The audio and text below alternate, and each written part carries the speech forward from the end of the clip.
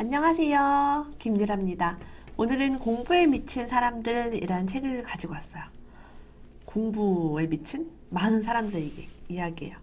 그래서 어떻게 하면 많은 사상가들과 역사적인 어떤 지식인들의 공부 철학이 담긴 이야기예요. 공자, 맹자, 정약용, 박지원, 아인슈타인, 파인먼 이런 지적 거인들의 최고의 경지 그리고 인류의 지성을 이끈 천재들의 공부법에 대해서 나와 있습니다. 그런데 겁먹지는 않으셔도 돼요. 우리도 다 따라할 수 있는 그런 이야기가 되게 많아요. 급이 다른 공부의 힘이라고 공부의 길이라고 되어 있어요. 우리가 사실은 역사서, 철학서, 사상에 대한 많은 책들을 다 읽을 수가 없어요. 바쁘기도 하고 어렵기도 하고 좀 그런 게 있어서 저는 그래서 이런 책을 읽는 게 되게 좋은 것 같아요. 우리가 다 찾아서 볼 수가 없으니까 좀 핵심 구절 같은 거를 좀 쉽게 읽을 수 있는 그런 책입니다. 한번 읽어볼게요. 노자는 또한 이런 말을 남기기도 했다. 아는 사람은 말하지 않고 말하는 사람은 알지 못한다. 공부를 하면 할수록 겸손하게 자신의 학식과 알매 깊이를 내면에 잘 간직하고 있어야 한다. 아는 체 하기에 급급한 사람일수록 실상은 아는 것이 없는 경우가 더 많다.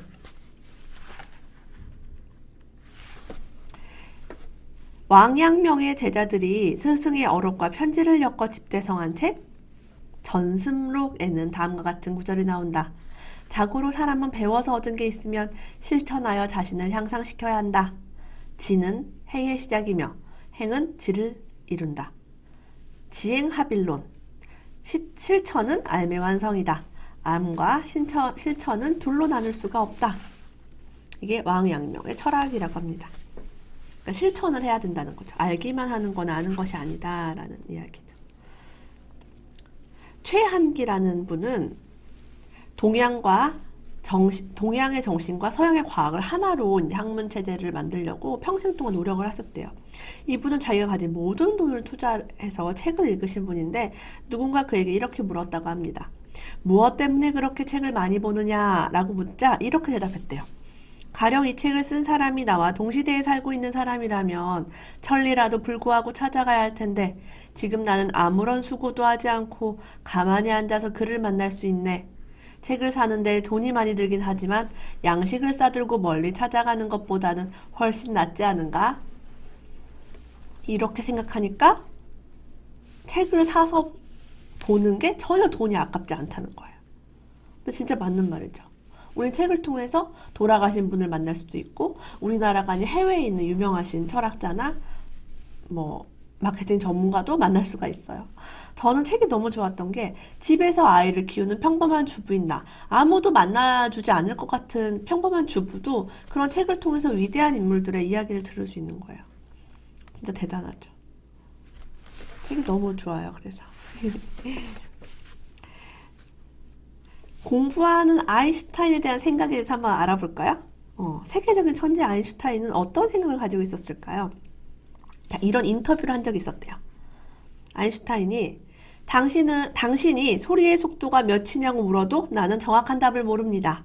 물리학 사전을 찾아봐야 알 수 있지요. 나는 사전에서 찾을 수 있는 지식에는 별 관심이 없습니다. 그 기자가 그럼 당신의 머릿속에는 무엇이 들어있나요? 라고 물었어요. 그때 아인슈타인이 아직 책에 실리지 않은 내용들이 들어있지요. 책에서 볼 수 있는 사건이나 사람들의 이름, 공식만 외우는 게 공부라면 굳이 대학에 갈 필요가 있겠습니까? 대단하죠. 그러니까 이분은 사전을 찾을 수 있는 지식은 관심이 없대요. 자기는 물리학자인데도 소리의 속도를 모른다고 합니다. 이거 우리나라에서는 거의 있을 수 없는 일이죠. 이런 노벨 물리학상을 받은 천재도 사전에 있는 거 빼고 아직 책에 없는 내용을 자기는 머릿속에 있다는 거예요. 짱.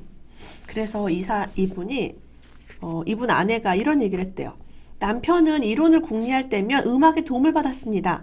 피아노가 있는 방으로 가 몇 곡의 음악을 연주하고는 무언가를 마구 적고 다시 서재로 돌아가곤 했습니다. 그래서 공부와 음악과 상상력을 접목시키는 거죠. 이걸 보니까 우리 아이들을 음악을 시켜야겠다. 또 이런 생각이 막 들어요. 그러니까 막 하루 종일 공부하고 이런다고 성과가 나는 게 아니라는 걸 또 한 번 제가 깨달았어요. 플레밍에 대한 이야기입니다. 플레밍은 다른 연구자들과 달랐다. 그는 어렸을 때부터 사람들을 질병에서 해방시켜주고 싶다는 강력한 꿈과 동기를 품었고 그것이 그의 정신을 움직였다. 이렇게 결심한 것은 그의 사촌형 때문이었는데 사촌형 존 플레밍은 병명도 모르는 고통스러운 질병에 걸려 평생을 아픔 속에서 살아야 했다. 그래서 그것 때문에 나는 꼭 의사가 되어가지고 병을 고칠 거야 해서 페니실린을 개발해서 당뇨병에 걸린 많은 분들을 살게 했죠. 대단하죠.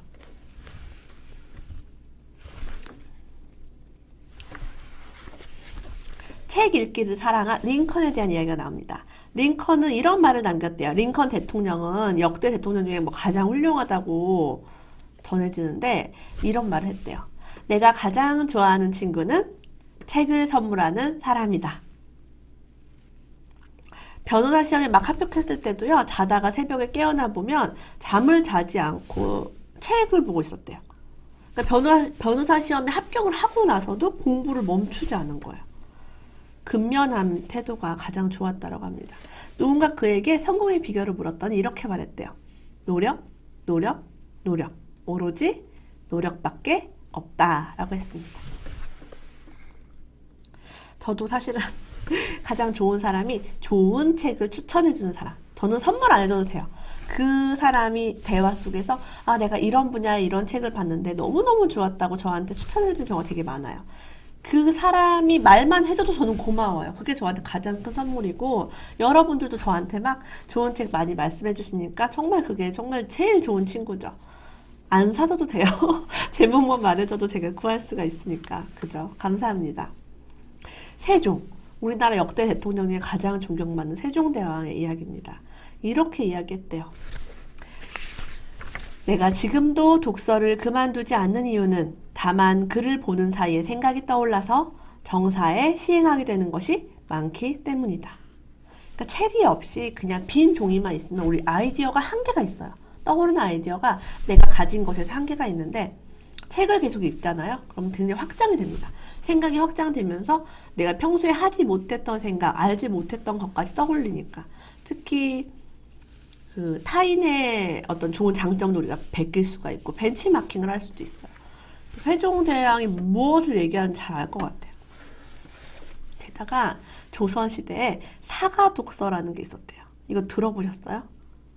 이거는 젊고 유능한 문신들에게 주어지는 특별한 휴가로 그 기간 동안에는 관청 공무에 관계없이 오직 공부에만 전념해야 하는 제도래요. 육아휴직 같은 건데 공부휴직이에요. 일을 하는 대신 오로지 책만 읽으며 지식을 쌓도록 배려한 것이다. 게다가 이 제도는 유급휴가로 시행되었다. 지금도 아닌 무려 600여 년 전인 조선시대에 이런 휴가가 존재했다니 놀랍지 않은가? 세종대왕은 벼슬에 올라도 흥청망청 즐기지 않고 이렇게 공부의 기쁨으로 시간을 보냈대요. 그래서 세종대왕 아버지가 막 하도 책을 읽고 막 몸이 약한데도 계속 책만 읽고 아픈데도 책을 읽고 하니까 책을 막 빼앗았대요. 못 읽게. 몸이 좀 아프고 그러면은 빼앗았대요. 너무 빵 터져요. 우리 아이가 몸이 아파도 책을 계속 보면 얼마나 좋을까요? 그래서 몇 달 동안 알아 누워있을 때도 책을 손에 놓지 않았대요. 근데 신하들이 다 뺏어가지고 감추었는데 다행히 책 한 권이 병풍 사이에 끼어 있어서 병상에 누운 채로 날마다 그 책을 수천 번을 봤다는 이야기가 있습니다. 신하들이 가장 즐겨하던 말, 서로 토론해서 보고하라, 함께 논의하자, 이 말이었다고 합니다. 그러니까 토론을 계속한 거죠. 그런 독서를 바탕으로. 그래서 경연이라는 걸 했어요. 경연이 뭐냐면 임금과 신하가 함께 학문이나 기술을 공부하는 자리예요. 이 경연이 태조 때는 23번, 정종 때는 36번, 태종 때는 80번에 열렸던 경연이 세종대에는 무려 1898번이나 열렸다고 합니다. 왕이 참여한 경우도 압도적으로 많았대요. 얼마나 공부를 중시 여겼는지. 그리고 세종의 독서법 중에 가장 유명한 것은 백독 백습이죠. 한 권의 책을 100번 읽고 100번 쓰면서 온전히 자신의 것을 만들었다고 합니다. 근데 저는 지금 이 시대에는 백독, 백습까지는 필요 없는 것 같아요. 그 당시엔 책이 많지 않았고, 첫 번째는요. 두 번째는 그 책을 암기를 하지 않으면 내 것으로 만들 수 있는 길이 없었어요. 왜냐하면 다시 뭔가를 찾아보기가 되게 물리적으로 힘들었고, 근데 지금 시대에는 우리가 스마트폰으로 모르는 용어라든가 검색을 할 수 있고 쉽게 찾을 수가 있잖아요. 그 시절에 책이 좀 권수도 많지 않았기 때문에 좋은 책을 발견했을 때 통째로 외워버려야 되는 그럴 수 있어요, 충분히. 그래서 여러 번 읽고 여러 번 쓰는 것을 세종대왕은 중시했다고 합니다. 그리고 유대인이 지혜롭다라는 이야기 굉장히 많이 듣잖아요. 유대인이 후대를 향해 가르치고 하는 메시지가 딱 하나가 있어요. 이게 뭐냐면 남을 이기려 하지 말고 남과 다르게 생각하라. 그리고 남과 다른 사람이 되어라 라는 이야기라고 합니다. 남다르게 생각하고 남다르게 행동하고 유대인의 비밀이라고 해요. 코끼리 대상으로 한 학습된 무기력 실험에 대해서 한번 살펴볼게요.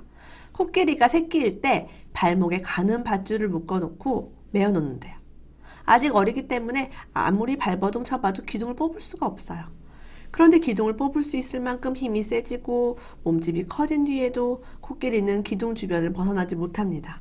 아니, 시도조차 하지 않아요. 이 역시 학습된 무기력 때문입니다. 이거는 우리 인간에게도 자주 발견이 되죠. 이렇게 어렸을 때부터 많이 이렇게 억압을 당하면은 나중에 나가지를 못해요. 그래서 유리판과 기둥으로 상징되는 막막한 현실로 인해서 쉽게 좌절하고 포기하게 된다고 합니다. 그래서 이런 게 사실은 불가능하다는 게 나의 생각 때문에 이루어지는 것이다 라는 이야기도 함께 담고 있어요. 러너스 하이라는 말이 있다. 달리기를 계속하다 보면 숨이 차고 힘이 빠지지만 포기하고 싶은 그 순간을 극복하면 말로 표현할 수 없는 희열과 쾌감을 느낄 수 있다는 말로 달리기 애호가들이 느끼는 도취감을 뜻한다. 이게 성공의 비밀이라는 거죠. 좀 힘들 때 참고 그걸 이겨내면은 쾌감을 느낄 수 있다. 빈곤 문제를 주제로 책을 내려던 어떤 분이 교도소에 복역하던 비니스 워커라는 여성 중범죄자와 마주하면서 어떤 인터뷰를 하게 됐대요. 그래서 사람들이 왜 가난하다고 생각하나요? 누려야 할 정신적인 삶이 없기 때문이에요. 그렇다면 그 정신적 삶이란 무엇인가요? 극장과 연주회, 박물관, 강연 같은 거죠. 그냥 인문학이에요. 자, 이게 굉장히 대단한 것 같아요. 자, 인문학 공부를 하던 얼 쇼리스라는 사람이 어떻게 하면 사람들 자존감을 회복하고 빈곤을 좀 해결할 수 있을까라고 하다가 교도소에 있는 사람과 대화를 하면서 깨닫게 됐대요. 언뜻 생각하기에 가난한 사람들이 필요로 하는 것은 빵과 돈일 것 같지만 사실 그들이 정말로 원했던 것은 자존감의 회복이었다.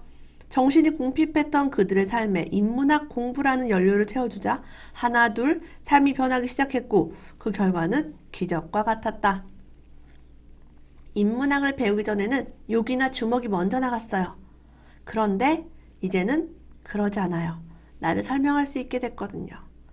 그래서 우리가 가난을 해결하기 위해서 가장 먼저 해야 될 게 돈을 주는 일이 아니라 인문학을 가르쳐야 된다. 이건 사실 많은 인문학 어떤 작가님들이 공통적으로 하는 말이죠. 그렇죠? 그래서 저도 사실은 돈을 어떻게 누구한테 주는 것보다 책을 선물하는 게 정말 인생에 가치가 있다고 믿고 있어요. 책을 읽어서 그 사람이 변화할 수 있고 그 사람이 더 잘 살 수 있기 때문에 저도 항상 책을 많이 선물합니다. 그거 말고 더 좋은 방법은 없는 것 같아요. 가성비. 만카토 수녀원에 있는 수녀님들이 계시대요. 이분들이 굉장히 장수를 해가지고 왜 이 수녀원에 있는 사람들이 장수를 할까라는 그런 비결을 연구했어요. 자, 데이비드 스노든 박사는요, 100세가 넘는 고령 수녀가 무려 7명이나 있는 수녀원을 가서 비결을 이제 알아냈어요. 근데 여러분도 이걸 다 같이 하면 우리도 오래 살 수 있는 거예요. 자, 들어보세요. 이 수녀들은 쉬지 않고 일을 하면서도 명상을 게을리하지 않았다고 해요. 뇌가 지루하지 않도록 꾸준히 훈련하고 관리해온 것이다. 또 한 가지 특이했던 점은 수녀들이 매일 일기를 썼다는 사실이다. 이처럼 이들은 알게 모르게 뇌에 좋은 생활 습관을 유지하고 있었고 그 결과 죽기 전까지도 건강을 유지할 수 있었다. 그래서 근육을 사용하지 않으면 근력이 약해지듯이 뇌를 사용하지 않으면 정신이 약해집니다. 근데 소년님이니까 아마 성경책도 많이 보셨겠죠. 그래서 명상하고 책을 읽고 글을 쓰는 작업을 꾸준히 했던 거 말고는 이 수녀님들의 공통점이 없는 거예요. 일과 명상. 그 일도 열심히 하고 공부도 열심히 하고 명상도 열심히 한 거예요. 단순히 절제된 삶과 정신적 안정이 전부가 아니었다고 합니다. 저도 이거를 평생토록 해보도록 하겠습니다. 어렵지 않죠? 큰돈 드는 것도 아니고. 제가 정말 좋아하는 심리학자 이야기가 나와요. 수십 년간 수천 명을 상담하고 치료한 미국의 심리학자 로이스 헤이는 현대인의 질병을 이렇게 정의했다. 질병은 마음의 상태를 반영한다. 남을 용서하지 못하고 미워하는 것이야말로 만병의 근원이다. 우리의 질병이 마음에서 시작되는 거라고 말씀하고 있어요. 자, 우리가 용서하지 못하면 어떤 마음이 들어요? 복수하고 싶죠? 용서 못하면 복수하고 싶고 안갚음을 이제 하는 그런 사람들이 있어요. 돈이 많고 명예가 있어도 그 사람이 막 남한테 복수하고 누군가 용서하지 못한 사람이라면 되게 위험할 수 있다. 그런 얘기를 제가 좀 해드리고 싶어요. 제가 그 사람한테 실수할 수도 있잖아요. 근데 누군가 되게 용서를 절대 못하고 막 부들부들 떨어요. 그런 사람한테는 막 잘 보여야 되고, 그렇게 있다가 모르고 실수했을 때 내가 화를 입을 수도 있어요. 그래서 용서하지 못하는 거는 정말 자기한테도 병이 되지만 남한테도 너무 힘들고 그렇죠. 우리가 질병에 걸리지 않기 위해서 용서할 줄 아는 마음을 가지는 거 정말 중요한 것 같아요. 그리고 우리가 나이가 들면 건망증이 심해지잖아요. 그 이야기 들어있어요. 10년을 산 사람과 70년을 산 사람의 기억 창고는 당연히 양적으로 엄청난 차이가 있을 수밖에 없다. 나이가 많은 사람이 젊은 사람에 비해 무언가를 떠올리는데 더 시간이 오래 걸리는 까닭은 가득 찬 기억 창고 속에서 헤매기 때문이다. 자, 10년 산 아이들은 기억이 별로 없기 때문에 바로바로 기억을 해내요. 근데 70년을 산 노인은 너무 기억 창고가 커서 찾으려면 시간이 오래 걸린대요. 그래서 기억력이 나쁜 게 아니다라고 이야기하고 있어요. 전혀 관련이 없대요. 생각해보니까 맞는 것 같아요. 너무 많은 사람을 만나고 너무 많은 공부를 하고 너무 많은 경험이 있기 때문에 깜빡깜빡할 수 있는 거죠. 자, 망각은 시간의 경과와 관련이 있다라는 그 에빙하우스의 망각의 곡선 이런 이야기가 지금 나오고 있어요. 자, 근데 이건 누가 쓴 책이죠? 다른 사람은 이걸 반박했어요. 어떻게 반박했냐면 우리가 드라마를 볼 때는 일부러 암기하면서 보지 않아도 내용이 머릿속에 잘 입력이 돼요. 왜냐면 그 순간을 그냥 즐기기 때문에. 심지어는 청소기를 돌리며 드라마를 봐도 처음부터 끝까지 모든 장면이 완벽하게 기억이 나요. 왜? 드라마는 인과관계가 있는 에피소드에 연결이기 때문이에요. 처음 사건 하나만 기억하면 연쇄 반응처럼 다음 사건을 기억할 수 있어요. 그래서 이건 암기를 효율적으로 할 수 있는 메커니즘이기도 합니다. 그래서 이거는 에빙하우스의 망각 곡선으로 설명되지가 않는다. 그리고 우리는 완전히 까먹고 있던 일을 갑자기 생각해내기도 해요. 그러면 에빙하우스는 시간 경과되면 이제 점점 떨어지는 그런 건데 그런 것만 적용을 해서는 안 된다라는 이야기를 하고 있어요. 그래서 이거는 심리학에서 말하는 레미니슨스 효과라고 해요. 학습한 직후 일정 시간이 지난 뒤에 오히려 더 생생하게 기억하는 현상. 그래서 우리가 아무 비판 없이 모든 이론을 적용시키지 말자라고 합니다. 에빙하우스 망각공선이 맞지 않다면 굳이 복습을 할 필요가 없겠네요. 그죠? 이게 즐겁게 뭔가를 하고 그 인과관계가 있는 에피소드들을 아는 게 중요하다라는 이야기를 하고 있어요. 반복은 가장 비효율적인 공부법이다. 왜 복습하고 다시 외우는 반복 공부법이 비효율적일까? 첫 번째는 뇌는 애초에 기계적인 반복을 싫어하며 이미 배운 것에 대해 집중하지 않으려는 특성을 갖고 있기 때문이다. 이를 회귀 억제 현상이라고 하는데 우리의 뇌는 언제나 색다른 것에 호기심을 느끼고 몰입하는 성질이 있기 때문에 이러한 뇌의 본능을 무시하고 억압하는 반복 공부법은 당연히 비효율적일 수밖에 없다. 그래서 진짜 그런 것 같아요. 봤던 책을 우리가 또 보고 봤던 교과서를 또 보고 이렇게 계속 반복을 하면 어느 순간 나는 이거 봤던 내용인데 다 아는 거 아니야? 라는 착각을 불러일으켜요. 그래서 반복을 해서 어떤 걸 공부했을 때 되게 비효율적이라는 걸 저는 스스로 느껴요. 재미가 없어요, 첫째는. 재미가 없기 때문에 재밌는 거를 우리가 제대로 공부할 수 있을까요? 저도 사실은 봤던 책을 거의 안 봐요. 재미가 없어요. 한 번 봤을 때는 와 신기하다. 여러분 봤던 드라마 또 보면 재밌어요? 봤던 영화를 또 보면 재밌을까요? 물론 재미있는 건 재미가 있겠지만 우리 그래도 새로운 거 보고 싶잖아요. 약간 그런 맥락인 것 같아요. 그래서 재수, 삼수, 사수 하면 성적이 올라야 되는데 오르지가 않고 반대로 떨어지는 사람들 존재하죠. 그래서 반복은 정말 비효율적인 공부법일 수 있어요. 핀란드에서는 이런 교육을 하는데 우리 핀란드 교육에 굉장히 관심 많죠. 선진화된 어떤 교육, 희망이 되게 많은 교육으로 알려져 있습니다. 핀란드에서는 학생이 공부한 내용을 남에게 가르쳐주고 발표해본 학습을 한대요. 이는 혼자서 같은 내용을 여러 번 반복할 때보다 뇌를 훨씬 강하게 자극해 기억을 오래 유지시켜준다고 합니다.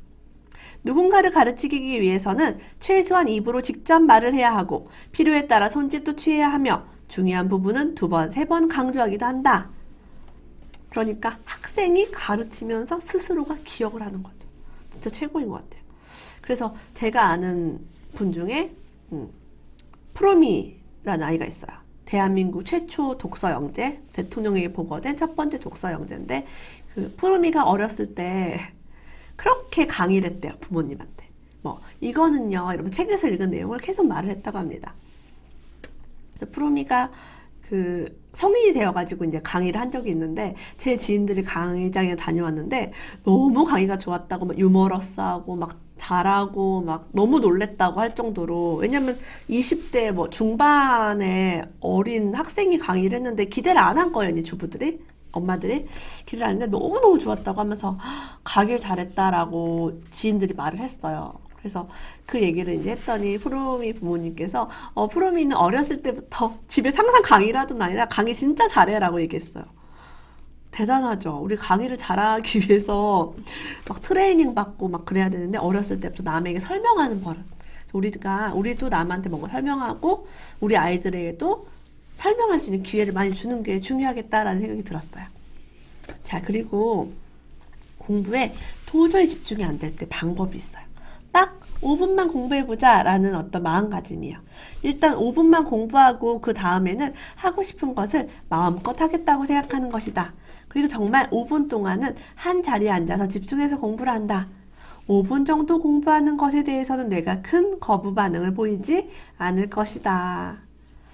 그러니까 1시간 해야지, 2시간 해야지 하면은 앉기가 싫어요, 일단은. 그래서 5분만 해야지. 이렇게 아이들한테도 10분만 공부해. 이렇게 하면은 가볍게 앉을 수 있겠죠. 그러다 보면 시간이 길어질 수도 있다라고 합니다.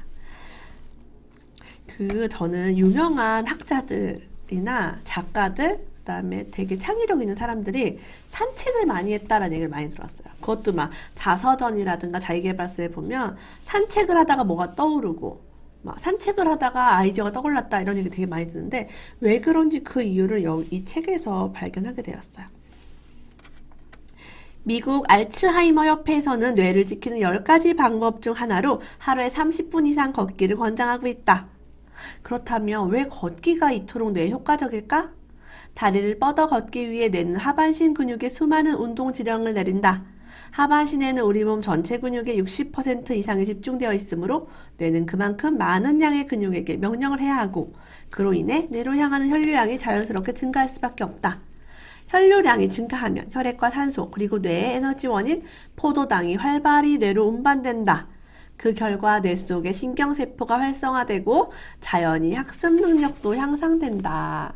그래서 걸으면 IQ 올라간다. 아이들 공부 잘하게 된다. 그런 책도 되게 많이 봤거든요. 이게 과학적으로 맞다는 거예요. 치매 환자는 진짜 좋고. 우리가 조금씩이라도 걷는 습관은 있으면 좋겠어요. 낮잠에 또 효용성에 대해서 얘기가 나오고 있습니다. 미국 항공우주국이 우주 비행사들을 대상으로 실시한 대규모 연구 결과 20분 정도 낮잠을 자며 비행사의 업무 집중력과 수행 능력 등이 향상된다고 밝혔다. 그리고 매일 40분 정도 규칙적으로 낮잠을 자면 인지 능력, 학습 능력이 34%나 정도나 오른다고 한다. 더구나 그 효과는 6시간 이상 유지된다. 또 만약 밤을 새워 공부해야 할 때 30분 정도 낮잠을 자두면 밤을 새면서도 업무 능력이 극도로 떨어지는 것을 예방할 수 있다. 제가 밤새서 뭐 해야 될 때 낮잠을 꼭 자요. 저는 1시간은 자야 돼요. 1시간 자면 밤새도 진짜 피곤하지가 않아요. 그래서 우리가 미치지 않고 이룰 수 있는 일이 없다고 해요. 몰입하고 공부를 막 하고 했을 때 성과가 나오잖아요. 그러면 어떻게 하면 공부를 기쁘게 할 수 있을까? 어떻게 해서 미친 공부를 할 수 있을까라는 노하우가 많이 담긴 책이에요. 혹시 주변에 공부하는 사람, 자격증 따는 사람, 수험생, 아니면은 뭐 뭔가 변화를 일으키고 싶은 사람들에게는 이 공부에 미친 사람들을 제가 강력 추천합니다. 끝까지 오늘도 함께 해주셔서 감사합니다. 다음에 또 만나요.